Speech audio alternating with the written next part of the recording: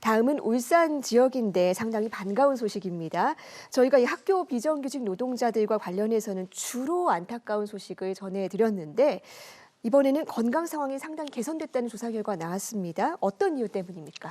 그렇습니다. 매일 수백 명의 급식을 책임지는 급식 노동자나 몸을 많이 쓰는 미화 노동자 등 학교 노동자의 상당수가 뼈와 근육, 즉 근골격계 질환이 생길 위험이 큰데요. 네. 울산시교육청은 어제 지난 10일 기준 올해 학교에서 발생한 근골격계 질환 산재 건수가 6건으로 집계됐다고 밝혔습니다. 지난해 17건이 발생한 것에서 65%나 줄어든 수치인데요.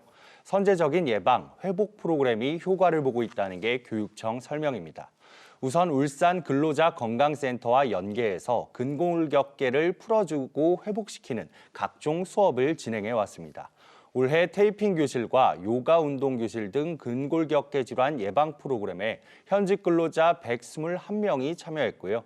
지난 9월엔 작업 전, 중, 후 몸풀기를 할 수 있도록 작업 전 안전 점검 회의 체조 영상을 보급하기도 했습니다.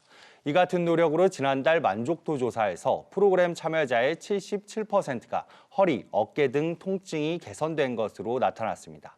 또 시교육청은 사고가 잦은 학교 급식실에서 부딪힘 등 안전사고를 예방하기 위해 기존의 어두운 색상의 회전소 손잡이를 밝은 것으로 교체하면서 예방에 힘쓰고 있다고 설명했습니다. 네, 교육청의 여러 가지 노력에 어느 정도 성과가 나타나고 있는 건 반가운 부분인데요. 하지만 여전히 학교 노동자들, 특히 급식실 상황이 많이 어렵지 않습니까?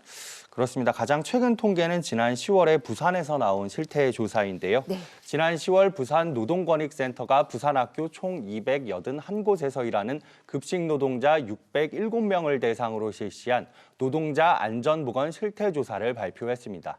조사 결과 노동자 10명 중 8.6명은 업무로 인해 다치거나 아팠던 경험이 있었다고 답했고요.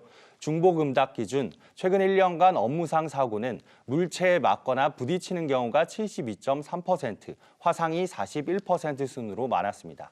특히 1년 사이에 업무상 질병은 근골격계 질환이 86%로 압도적으로 높았습니다. 하지만 제대로 된 지원은 부족했다는 게 노동자들 목소리인데요.